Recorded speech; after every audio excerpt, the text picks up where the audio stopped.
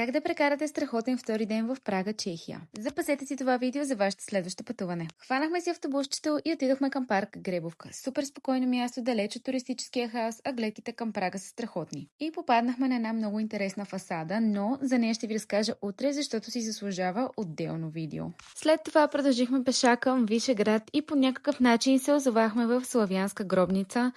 Да, и ние не знам как стигнахме до тук. Тръгнахме към центъра след последната красива гледка и седнахме за по едно капучино под танцуващите кули. Дали си заслужават, не мисля. А ето го и хайлайтът на деня. Островът с бобрите. Да, истински бобри. Супер сладки са, но моля ви, не ги хранете и не ги пипайте също.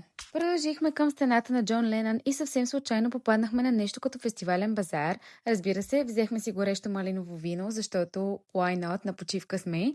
А вечерта завършихме с нещо много различно, средновековно шоу с вечеря. Имаше танци, битки, храна, но ще кача отделно видео за това, защото си беше цял експириенс. Ако планираш пътуване до Прага си, запази това видео и ме последва и за още тревел хакове и идеи.